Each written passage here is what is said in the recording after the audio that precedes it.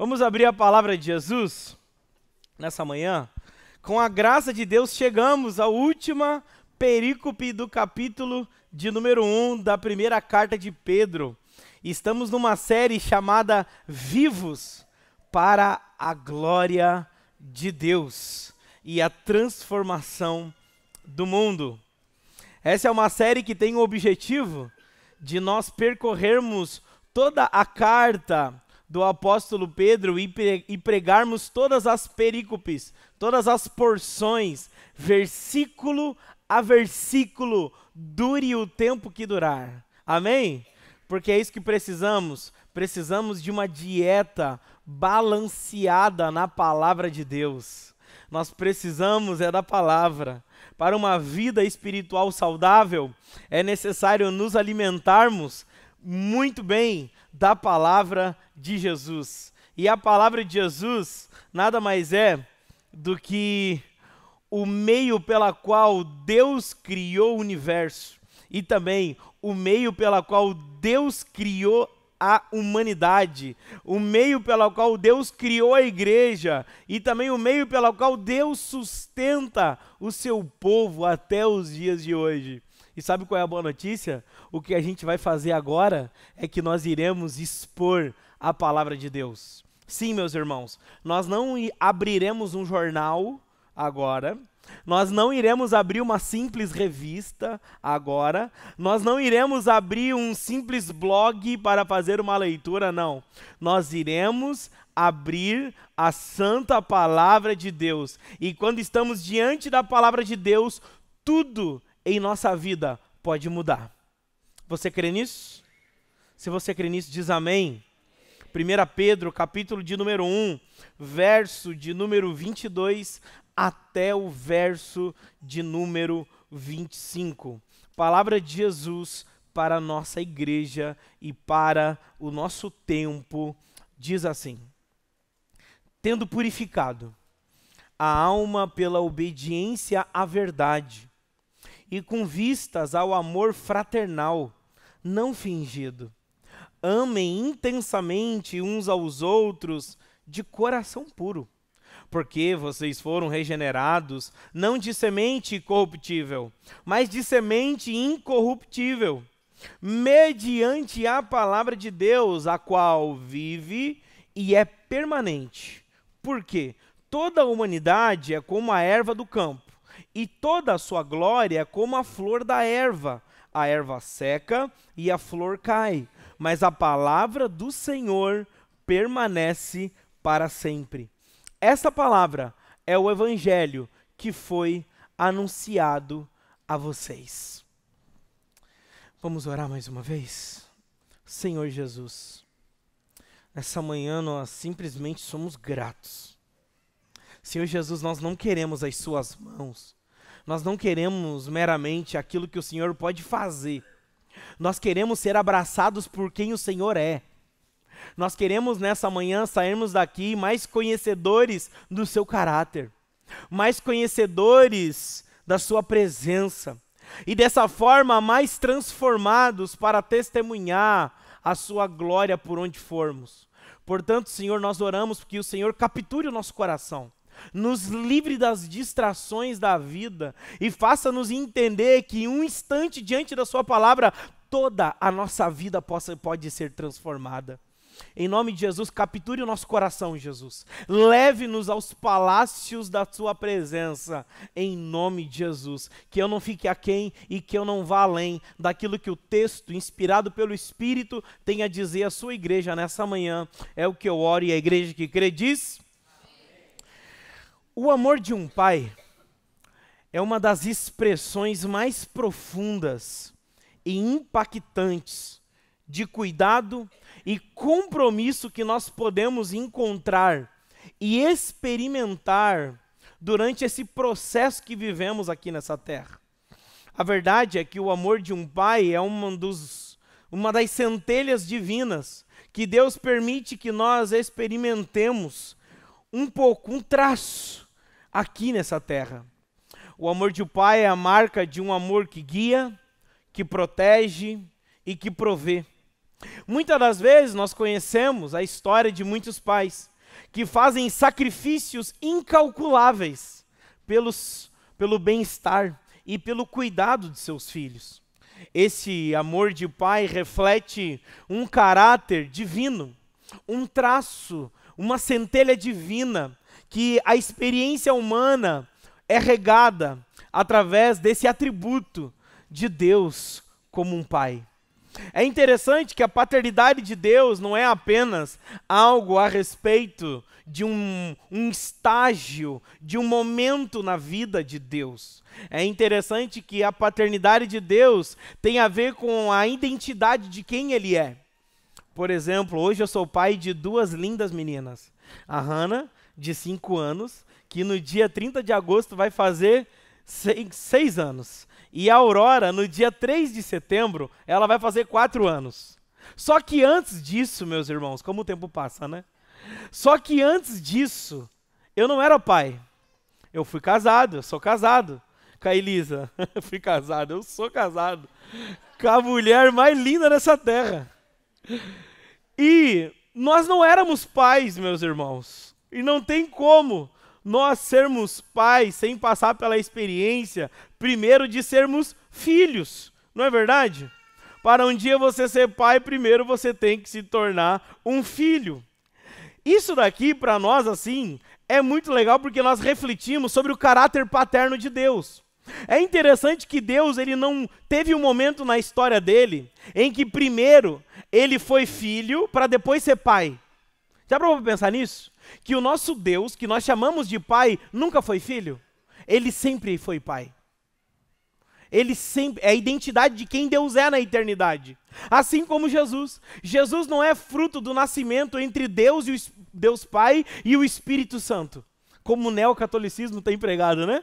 Que o Espírito Santo é como se fosse aquele que criou Jesus, e Jesus nasceu dessa relação entre Deus Pai e Jesus. Aí nasceu Jesus, o Filho de Deus. Não.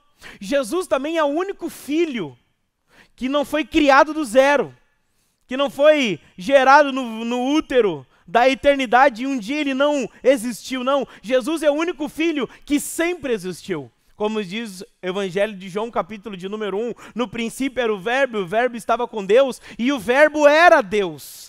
Jesus esteve desde o princípio e Jesus, ele é o princípio de todas as coisas. O princípio antes de tudo vir a existir, o princípio que tudo veio a existir por meio dele e o princípio em que tudo que veio a existir ganha sentido só quando nós entendemos que Jesus é o princípio, o fundamento e a pedra fundamental de todas as coisas.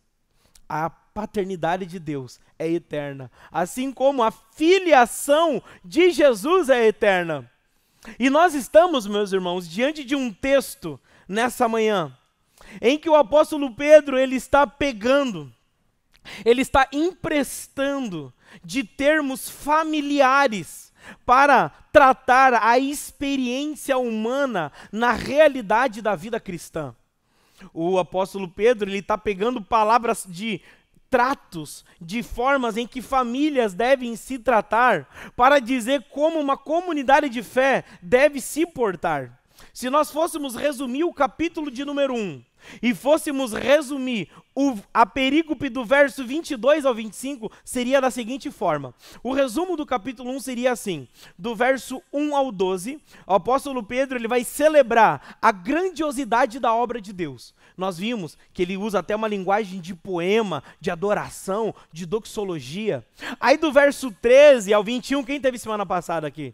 Quem teve semana passada? Foi abençoado? Nós aprendemos sobre o quê? Que o apóstolo Pedro encoraja os cristãos a viverem uma vida santa e a depositarem a esperança na graça de Deus, como uma resposta à grandiosidade do Evangelho.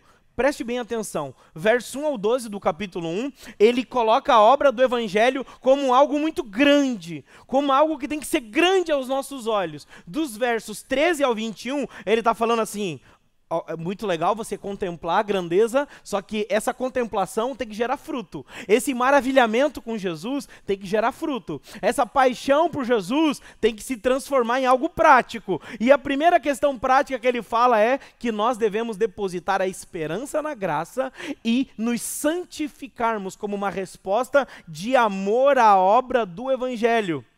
E agora ele vai concluir o capítulo de número 1. Dos versos 22 ao 25.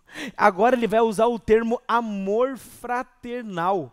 Agora ele está falando assim, ele está na mesma construção de pensamento. A obra do Evangelho é grande para vocês, sim ou não? Quem aqui acredita que a obra de Jesus na cruz é muito grande? Levanta a mão assim comigo, com muita fé, com muita fé. Você acredita que a obra de Jesus é grande na sua vida? Agora o apóstolo Pedro está falando assim, beleza.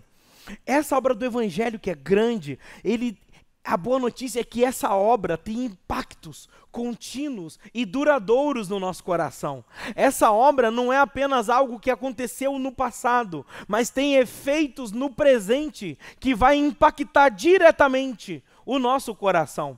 Então, no verso 22, Pedro exorta nós a amarmos uns aos outros, e ele até especifica, né? O apóstolo Pedro vai especificar dizendo que tem que ser um amor intenso, um amor não fingido, um amor fraternal. Aí no verso 23, ele nos oferece a razão para esse amor. Ele vem trazer a justificativa. Ele não apenas traz um comando, ele não apenas traz um imperativo, ele não apenas traz uma ordem, ele fala a razão dessa ordem. Ele não é apenas aquele patrão, né, que fala assim, ó, tem que fazer essa planilha e pronto. Aí o funcionário pergunta, tá, mas por quê? Não, só obedece. Não, meus irmãos, os comandos, as leis bíblicas, não são leis que não têm sentido, que Deus não traga uma razão pela qual nós devemos obedecê-lo. Aqui nós devemos amar uns aos outros, e nós vemos, né, que o próprio Jesus considera o amor uns aos outros como um mandamento de amar uns aos outros. Então, aqui o apóstolo Pedro está falando meio assim, verso 22, vocês têm que se amar intensamente. Agora no verso 23, agora eu vou apresentar a razão para vocês. A razão é que vocês foram regenerados, é porque vocês nasceram de novo. Essa é a razão que vocês devem amar uns aos outros. Aí nos versos 24 ao 25, ele vai evocar, né?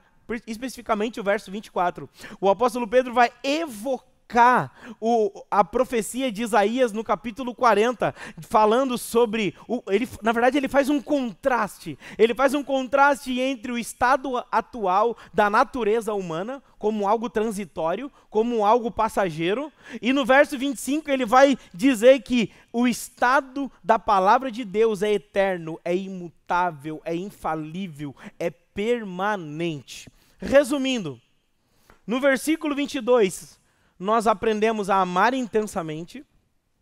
No versículo 23, nós aprendemos a razão do porquê devemos amar. E os versículos 24 ao 25, nós aprendemos sobre a natureza permanente da palavra de Deus, que é a matéria-prima para nós amarmos uns aos outros com um amor que permanece. Olha para quem está do seu lado e diz assim, o amor de Deus em mim, para você, deve ser um amor que permanece. Amém? Então nós temos 3 pontos no sermão hoje. Temos quantos pontos? 3 pontos, como um bom sermão batista reformado. 3 pontos. Quem gosta de anotar aí, aproveita, pega o boletim de culto, né? Escreve aí, anota no seu smartphone, anota na Bíblia. Verso 22, amar intensamente. Verso 23, a razão do porquê devemos amar. E verso 24 ao 25, a natureza permanente da palavra de Deus. Verso 22, de olho no texto comigo. Vamos ler o versículo e explicá-lo. Tendo purificado a alma pela obediência à verdade, e com vistas ao amor fraternal não fingido, amem intensamente uns aos outros de coração puro. Olha que interessante. Pedro, ele começa falando sobre a purificação da alma. Eu vi que alguns irmãos estão anotando ainda. Precisa que eu repita os 3 pontos? Eu vou repetir de novo, então beleza. Amar intensamente, verso 22. A razão para amar, verso 23. e a natureza permanente da palavra de Deus, verso 24 ao 25. Que orgulho dessa igreja, né? Coisa linda vê-los anotando, participando assim da palavra de Jesus. Vamos começar então pelo versículo de número 22. Tendo purificado a alma pela obediência à verdade e com vistas ao amor fraternal, não fingindo, amem intensamente uns aos outros. Pedro começa esse trecho falando da purificação da alma. E é interessante que esse processo de purificação da alma é um processo que ele vai tratar o processo da conversão como algo contínuo na vida cristã. Para Pedro, esse purificar da alma não é algo que fazemos por nós mesmos, mas é o resultado da obediência à verdade. E a verdade aqui, para Pedro, não é um conceito abstrato, não é um conceito ideológico, não é um conceito de ideias. Para o apóstolo Pedro, a verdade é relacionada ao evangelho que foi anunciado, como ele deixa muito claro na parte B do verso 25. Então vocês foram purificados na obediência à verdade, na obediência ao evangelho. Então esse purificar da alma não é algo que nós fazemos por nós mesmos, porque nós aprendemos, de acordo com o evangelho, que nós não conseguimos obedecer a Deus sem Deus. Nós não conseguimos purificar o nosso coração se Deus não purificar-nos primeiramente. Então, esse purificar da alma não é algo que fazemos para ser purificado, mas é porque Deus nos purificou. Esse processo de purificação, ele é contínuo, ele continua nos levando a uma vida de obediência, e à medida que obedecemos, vamos sendo purificados, não por nossas obras, mas pela obra de Deus que nos leva à obediência. Ficou claro, sim ou não? Então nós aprendemos uma obediência que surge como fruto da fé no evangelho. A purificação que Deus realiza em nós, ela nos capacita a amar. E amar com um amor que é genuíno, um amor que é despretensioso, um amor que é sem fingimento. É interessante que nós podemos intitular, então, o primeiro subponto do primeiro ponto como o efeito contínuo da salvação que nos leva a amar. Isso mesmo. Irmãos, nós fomos salvos não apenas para morarmos no céu. Nós somos salvos para expressar o amor do céu aqui na terra. Pedro começa dizendo que nós precisamos amar uns aos outros. E imagine a situação desses cristãos. Já parou para pensar? A situação desses cristãos, esses leitores que estavam recebendo a carta. Me empreste a sua imaginação. Vamos voltar aí quase 2000 anos atrás. Não é 2000 anos, quase 2000 anos atrás. Vamos voltar ali e vamos voltar lá para a época da Bíblia. O apóstolo Pedro escrevendo e tendo um público em mente. Tendo o que em mente? Um público. Que público era esse? Era uma igreja. Que igreja era essa? Era uma igreja chamada Igreja da Dispersão. Ele deixa claro isso no início do capítulo, que ele está escrevendo a forasteiros, ele está escrevendo a aqueles irmãos que foram expulsos de sua terra natal. Imagina, gente, você por causa da sua obediência a Jesus, por causa do seu amor a Jesus, você tem que fugir, você tem que simplesmente ser expulso. Assim como aquelas pessoas que procuram ir para outra religião lá no Oriente Médio, eles têm que entrar dentro de um barquinho e eles têm que ir sentido Ocidente. Porque se eles continuarem lá, eles sabem que eles vão ser perseguidos e vão ser mortos. Então o contexto aqui desses leitores do apóstolo Pedro são cristãos que haviam perdido familiares, que haviam perdido entes queridos por causa do evangelho. Então os leitores aqui não eram leitores Nutella. Não eram leitores que estavam recebendo essa carta e ainda estavam pensando, será que eu devo seguir a Jesus? Será que vale a pena isso? Não, essa é uma carta pastoral para pessoas que já estavam entregues a Jesus e foram dispersas por causa da sua fé evangélica. Agora imagina, como que não era esses... Você já visitou um campo de refugiado? Eu já visitei um campo de refugiado.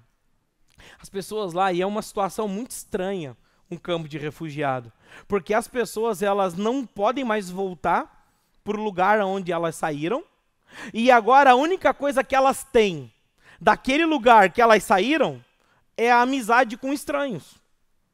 E muitas pessoas começam a se tornar e se tratar como familiares em campos de refugiados. Porque ali eles começam a fazer novas famílias. Porque agora nós vamos reconstruir, vamos fazer, vamos viver, vamos fazer tudo novo. É interessante, queridos irmãos, que nós estamos aqui diante de um texto que está nos ensinando a amar com amor de família pessoas que eram desconhecidas entre elas, mas que tinham uma só coisa em comum. O que eles tinham em comum? O que eles tinham em comum? A fé em Jesus Cristo. Eles não tinham nada em comum. Eles não moravam na mesma casa, eles não eram do mesmo círculo de amizade, eles não eram da mesma tribo cultural. Não. Eram pessoas totalmente assim, que se acabaram se encontrando e que foram se unindo, não porque uma gostava do preto, outra também gosta do preto. Uma gosta de cultura e outra gosta do mundo dos negócios. Então, porque como que é a experiência humana aqui, normal? Né? Normalmente eu me conecto com pessoas que temos identificações. E isso daí é natural, isso é bom, né? A pessoa gosta de academia, a outra também, temos assunto em comum, ficamos conversando. Uma pessoa gosta de falar de negócios, a outra também, temos assunto em comum, ficamos conversando. Acontece que essas pessoas aqui, irmãos, não tinham nada em comum. Só tinham uma coisa em comum, que não era algo comum, era algo sobrenatural. O que unia elas era muito maior do que as coisas da vida. O que unia essas pessoas era uma fé em Jesus Cristo, era a verdade do Evangelho. E esses irmãos estavam passando uma dificuldade. Estavam passando uma dificuldade de amarem uns aos outros. Porque como que eu vou começar do nada, do dia para a noite, começar a chamar de irmão quem eu não chamo nem de amigo ainda? Como é possível eu olhar para um estranho e chamar de irmão, se ele nem entrou na minha categoria de colega? Né? Que tem companheiro, tem colega, aí chega no nível de amigo. Né? E glória a Deus pelos amigos. Amém, e aleluia, que possamos ter muitos amigos. Mas o apóstolo Pedro está dizendo assim, gente, agora essas pessoas aqui estranhas, desconhecidas, que não tem muito a ver com o seu estilo de vida, com a sua conta bancária, com os seus gostos aqui nessa terra, agora nós temos uma obrigação, nós temos uma missão de tratar essas pessoas que nós não conhecíamos nem como amigos, nós temos a missão de conhecê-los e amá-los como irmãos. Além disso, muitos nessa época foram prejudicados. Muitos nessa época não apenas foram forçados a saírem das suas casas. Muitos, meus irmãos, acabaram que perderam familiares frontalmente através do martírio vermelho que acontecia na igreja do primeiro século. Muitos haviam perdido, alguns familiares haviam morrido por terem se mantido firme ao Evangelho, por não terem abandonado a fé. Então muitos ali estavam num contexto de luto, de coração doído, de coração sensível. E agora o apóstolo Pedro está falando assim, verso 22, de olho no texto comigo, olha ali o verso 22, tendo purificado a alma pela obediência à verdade e com vistas ao amor fraternal não fingido, amem intensamente uns aos outros de coração puro. Olha que interessante, meus queridos irmãos. Imagine a situação dessas pessoas. Eles precisavam amar uns aos outros de coração puro.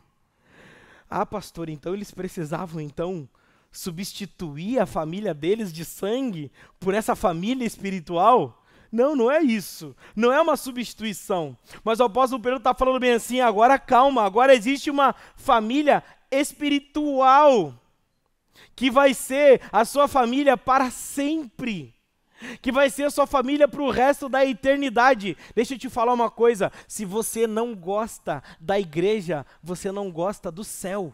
Sabe por quê? Porque o céu vai ser isso aí mesmo. Mas tem gente que fala bem assim, mas igreja é quando todo mundo se conhece muito bem. Já viu aquelas reuniões de pequeno grupo?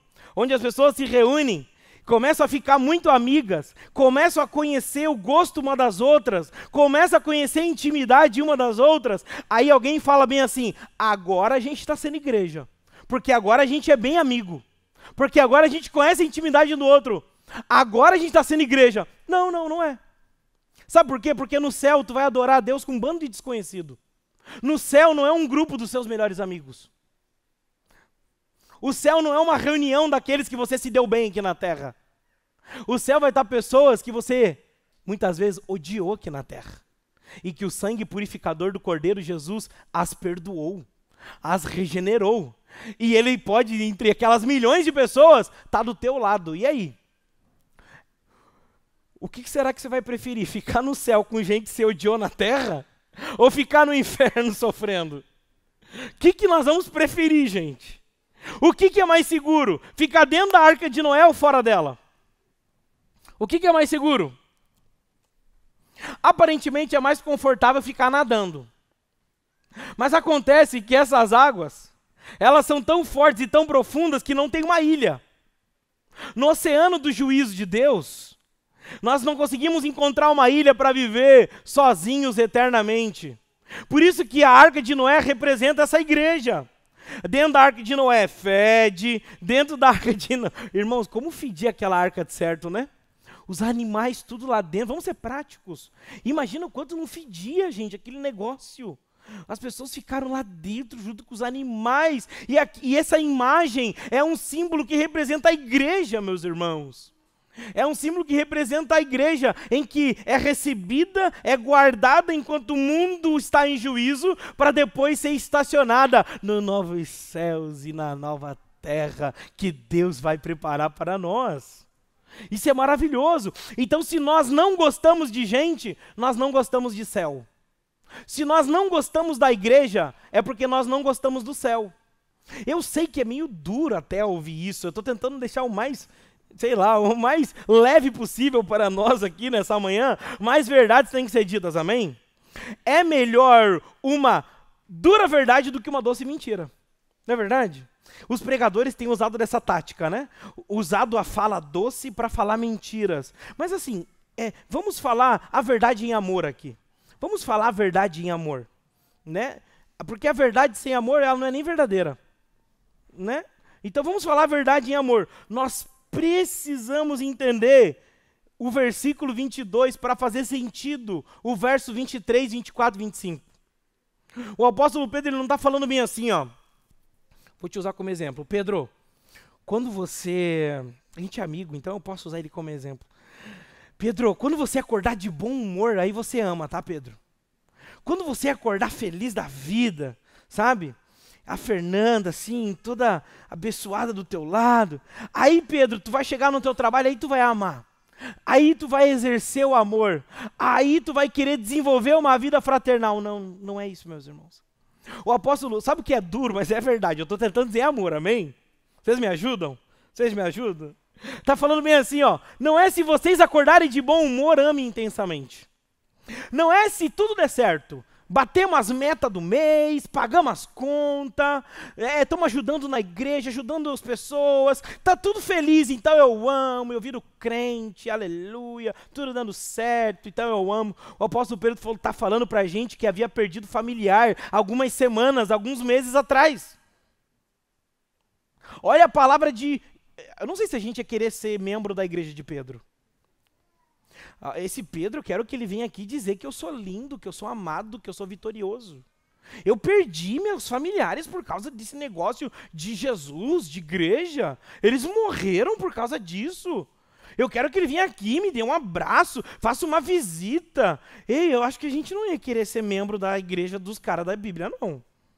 Eu acho que a gente ia querer ser membro de algumas outras coisas, né? Porque Pedro está dizendo bem assim, ó, amem intensamente. Isso aqui é ordem. É ordem, amem. E não é amar com amor de colega.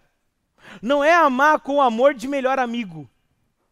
Porque qual é a diferença do amigo e do irmão? Que a gente não tem um laço de sangue. Não é verdade? Então o apóstolo Pedro está falando, não é para amar com amor de amigo. É para amar com amor fraternal. O que é o amor fraternal? É o amor familiar. Mas como eu vou amar com amor familiar pessoas que não são da minha família?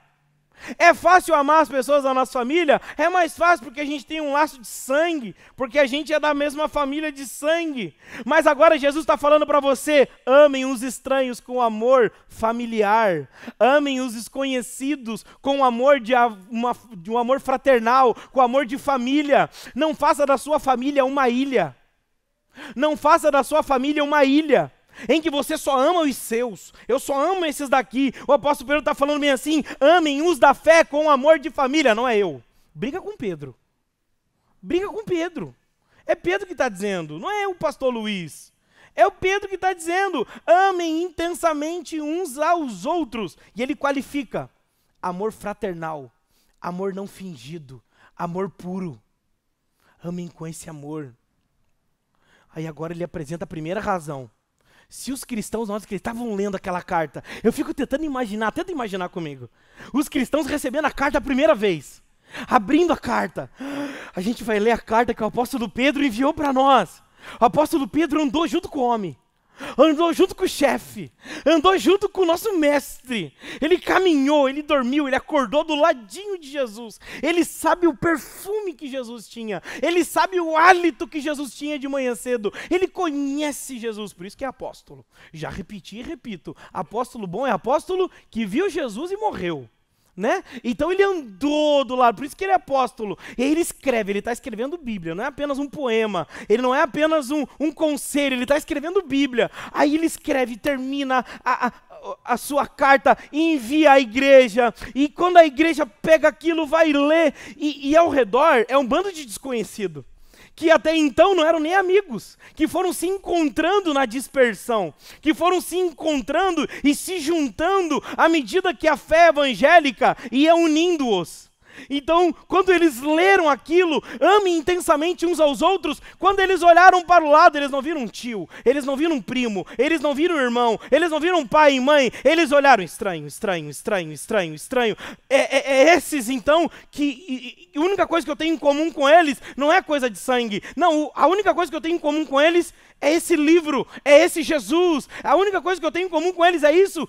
E o Pedro sabia disso, por isso que ele fala, amem com amor de família, amem com amor fraternal, e sejam igreja. Amem os estranhos com amor de família. E aqui eu não estou falando para você sair daqui e começar a amar, assim, muita gente, assim, sem sentido. Aqui o apóstolo Pedro está falando do amor da igreja, entre os irmãos da fé. Aqui não é o amor com pessoas. Aqui é uma qualificação de amor que é o laço que tem que ter entre os crentes da mesma igreja. Muitas vezes a igreja reclama, a igreja como um todo, reclama que o mundo está dividido. Mas os próprios líderes de ministério não se amam. Falam assim, mas o nosso contexto político da nossa nação é tudo dividido, é cada um pensando no seu. Mas daí olha para dentro da igreja, os ministérios todos divididos, todos se odiando, os irmãos uns odiando o outro. Não é isso que é a marca, irmãos, da igreja. A marca da igreja é o amor, e é o amor fruto do evangelho. Não é qualquer amor. Não é o amor que passa a mão na cabeça e aceita o pecado. Não. É o amor que olha o pecado e disciplina o pecado, para que o pecado seja santificado, para que o pecado, na verdade, seja morto e o cristão santificado. Não é um amor que passa pano, não é um amor passapanista, não é um amor de coleguismo, é o amor da verdade, da transparência, da realidade da vida. É o amor de Jesus, que ama ao ponto de dizer a verdade, que ama ao ponto de dizer a verdade em amor, custe o que custar, doa quem doer. E parece que o apóstolo Pedro, ele está escrevendo como um irmão mais velho. Eu disse isso no último sermão, não sei se você lembra. Parece que o apóstolo Pedro, irmãos, ele não está escrevendo como um juiz punindo a igreja. Ele está escrevendo, ele é claro, ele é o teólogo number one ali, né, cara, andou do lado de Jesus, né? Então, ele fez teologia do mais alto nível. Então, quando ele está escrevendo assim, ele está falando para a gente amar com amor de irmão, ele está escrevendo como irmão. Ele não está escrevendo punindo. Ele está escrevendo com amor de irmão. Então, se no verso 22 ele vai apertar a calça, ele vai apertar o parafuso e, oh meu Deus, eu tenho que amar intensamente, e dar uma ordem, agora no verso 23, sabe o que ele faz? Ele vai apresentar a razão. Ele vai apresentar a razão do porquê devemos amar. Leia comigo o verso de número 23. Preste atenção na leitura. Porque vocês foram... Olha o termo, por quê? Né? Parece que ele sabe que é uma dúvida. Parece que ele sabe que quando os cristãos estavam lendo essa carta, eles falam, mas por que eu devo amar? É como se ele soubesse que eles iam fazer essa pergunta. Aí ele começa respondendo, porque vocês foram regenerados, não de semente corruptível, mas de semente incorruptível, mediante a palavra de Deus, a qual vive e é permanente.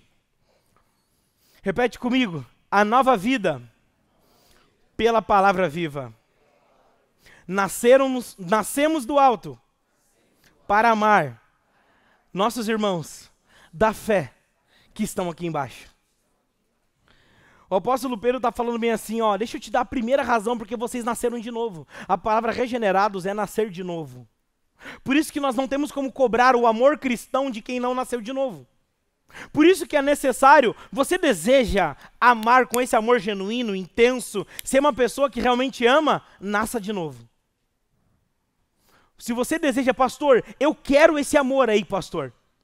Eu estou aqui nessa manhã e eu quero este amor que ama, este amor que é intenso, esse amor que sobrevive às dificuldades, que sobrevive às incapacidades. Pastor, eu quero esse amor. Primeiro, regenerados, precisa nascer de novo. Precisa descer as águas do batismo. Quantos aqui já desceram as águas do batismo nessa manhã? Aleluia, glória a Deus. Agora tem uma coisa que tem que acontecer depois que nós descemos as águas do batismo. Sabe o que é? Transformação de caráter. Precisa transformar o nosso caráter.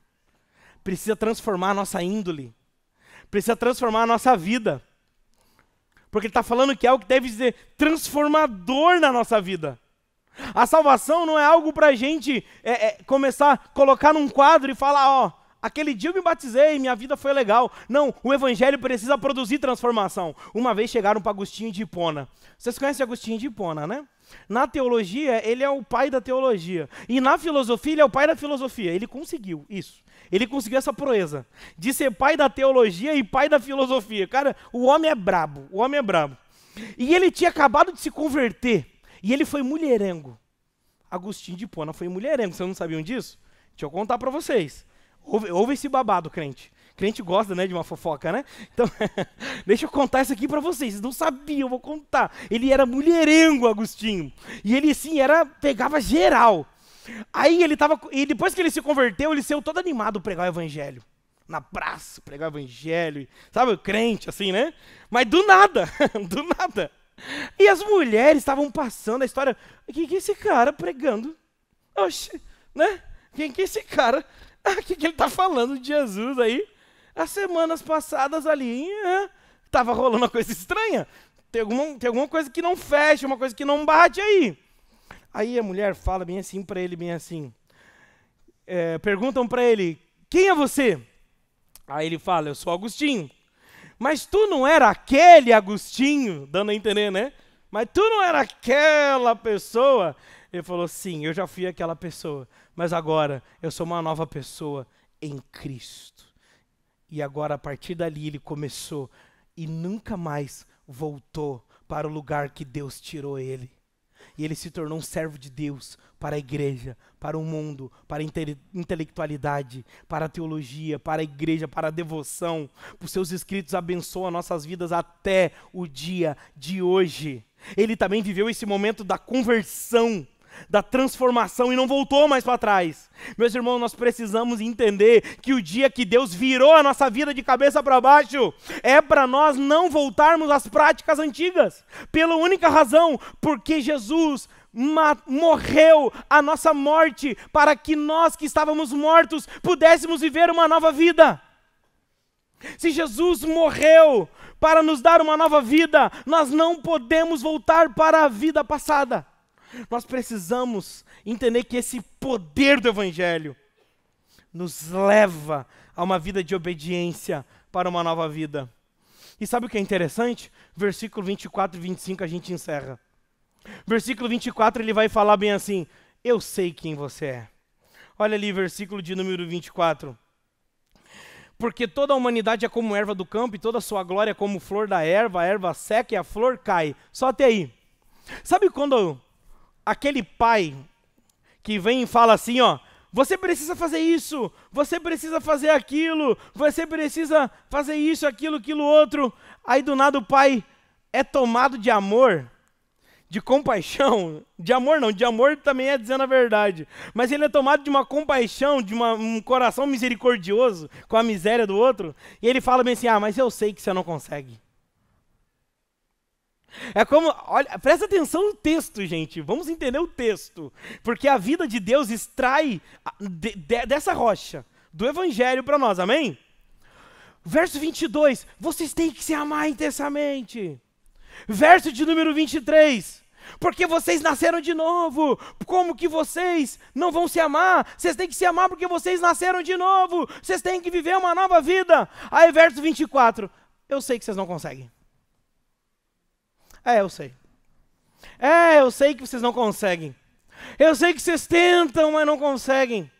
Olha o verso 24, porque toda a humanidade é como a erva do campo, e toda a sua glória é como a flor da erva, a erva seca e a flor cai.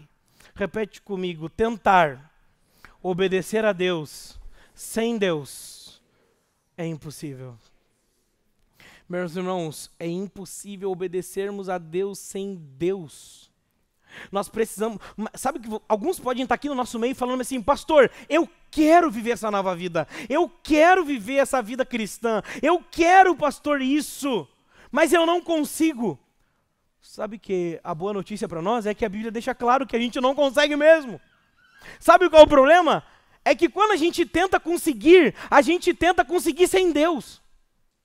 A gente tenta, tipo assim, pastor, primeiro eu vou ajeitar minha vida e depois vou para a igreja. Não, é indo na igreja que Deus vai ajeitar a tua vida.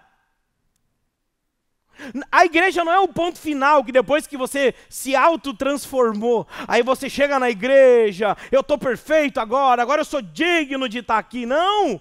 É na igreja, é o hospital que Deus vai operando a cura, a transformação, através do elemento da ceia. Você bebe do sangue de Jesus, você come do corpo de Jesus. É através da pregação do evangelho que você não está aqui ouvindo uma palestra, não se engane. Por mais que você esteja sentado, eu esteja falando, aqui tenha um púlpito, você não está diante de uma palestra que você só vai sair daqui motivado, não. Nós estamos diante da palavra de Deus, e enquanto estamos pregando, o teu espírito está sendo vivificado. E Deus está operando o milagre da transformação, porque nós estamos diante da pregação do evangelho. Aí quando a gente ora junto, a gente dá a mão um pelo outro, a gente começa a orar, a gente é fortalecido. Meus irmãos, a natureza humana, ela é caída, a gente não consegue sozinho. As nossas glórias caem. A gente tenta com a força do nosso próprio braço. Pastor, mas eu vou conseguir, a gente não consegue. Aí sabe o que acontece? A gente tenta obedecer a Deus sem Deus, aí a gente não consegue e culpa a Deus. Aí Deus assim, oxe, cara, mas tu não deixou eu te ajudar. Sabe aquela pessoa que quebra a perna, quebrou as duas pernas, aí Deus vem e dá a mão, deixa eu te ajudar. Não, eu consigo sozinho. Aí não consegue, tenta, não consegue se levantar sozinho. Aí, Deus não me ajudou. Eu tentei, mas Deus não me ajudou. Não, você que não deixou Deus te ajudar. Gente, para nós no caminho de obedecermos a Deus, nós precisamos de Deus. Nós precisamos dos meios de graça do Evangelho para obedecermos a Deus. E olha só, o apóstolo Pedro agora, ele é como aquele irmão mais velho que entende as dificuldades dos seus irmãos mais novos. Vocês não conseguem sozinhos, eu sei. Eu me compadeço de vocês. Vocês não conseguem sozinhos. Agora no verso 25 ele encoraja. Ele vai jogar lá para cima. Ó, de olho no texto. Olha o que o texto diz. Aqui a gente fecha. Mas a palavra, aleluia, mas a palavra do Senhor permanece para sempre. Esta palavra é o evangelho que foi anunciado a vocês. Repete comigo, mas a palavra... Com força, mas a palavra do Senhor permanece para sempre. Irmãos, nós podemos ser efêmeros, nós podemos ser transitórios, nós podemos não conseguir pela força do nosso próprio braço, mas nós encontramos na palavra de Deus a força necessária para ter um amor que permanece, para ter um amor verdadeiro, para ter um amor intenso, um amor fraternal, para conseguirmos viver igreja, para conseguirmos viver como comunidade de fé, para conseguirmos obedecer a Deus, é possível através de Cristo Jesus. A história de Deus na humanidade é dividida por 4 capítulos. Quantos capítulos? Criação, capítulo 1. Queda, capítulo de número 2. Redenção, capítulo de número 3, e consumação, capítulo de número 4. O Deus criou todas as coisas, o homem pecou, o homem é responsável pelo pecado, aí teve a queda, mas a queda não pegou Deus de surpresa. Quando o homem caiu, Deus Pai não olhou para Deus Filho e pensou, deu ruim Jesus, tu vai ter que ir lá na terra. Aí Jesus na hora, não, e ficaram numa briga lá de 1000, 2000 anos, até Jesus vir na terra, de Gênesis a Mateus, não. Apocalipse 13 diz que Jesus foi sacrificado o Cordeiro foi sacrificado antes da fundação do mundo. O propósito da redenção não é fruto da queda, de um plano de resgate por causa da queda, mas Deus já nos planejou, Deus nos elegeu, como diz o apóstolo Paulo em Efésios, que Deus nos elegeu antes da fundação do mundo. Deus já nos elegeu e Ele sabia que nós não conseguimos pela força do nosso próprio braço, mas Ele oferece Jesus Cristo como resgate e como meio que torna possível nós obedecermos a Deus. Nessa manhã, se nós desejamos obedecer a Deus, nós conseguimos. Sim, pastor, nós conseguimos, sim, somente através de Cristo Jesus. Se você deseja nessa manhã começar a amar com o amor de Jesus, começar a obedecer a Deus, deixa Deus ser o meio pela qual você obedece a Ele. Deixa Deus te levantar. Pare de tentar se levantar sozinho. Pare de tentar se levantar sozinha. Renda-se a Ele, porque aqueles que caem aos pés de Cristo, Ele mesmo levanta para estar em pé diante dos homens. Oramos. Obrigado, Jesus. Obrigado por essa manhã. Louvamos o Teu nome. Hoje é uma manhã especial, Pai. Estamos celebrando aqui a morte e a ressurreição de Jesus. Estamos aqui, Pai, entendendo que Tu és o nosso Pai. Tu és bondoso, Tu nos cuida. O Senhor marcou um encontro com nós nessa manhã. O Senhor marcou um encontro. O Senhor nos chama a cairmos, sim, mas cairmos aos Teus pés, Jesus. E a pararmos de tentar nos levantar sozinhos, mas de aprendermos que o Senhor pega em nossas mãos através do Evangelho e nos levanta. Portanto, nessa manhã nós fazemos um voto contigo. Nós fazemos um voto contigo, Jesus, de deixarmos tudo para trás. Deixamos tudo para trás, todas as nossas manias de independência, de achar que conseguimos viver a vida sem o Evangelho, de achar que conseguimos viver a vida sem a igreja, de achar que conseguimos viver a vida sem Jesus. É impossível, Pai, porque o Senhor nos deu esses meios de graça para tornar possível a nossa obediência a Ti. Nos ensina a honrar isso, a dar importância a isso. Em nome de Jesus, Pai, levante os nossos braços. Eu oro para que aqueles que estão caídos aos pés de Cristo nessa manhã experimentem do poder levantador de Jesus, pois o mesmo Espírito que ressuscitou Jesus dentre os mortos é o mesmo Espírito que nos ressuscitará para estarmos em pé diante de Deus, adorando o nome dEle e servindo os homens para o testemunho do reino nessa terra. Em nome de Jesus, Senhor, abençoe meus irmãos, é o que eu oro, em nome de Jesus. A igreja que crê diz amém.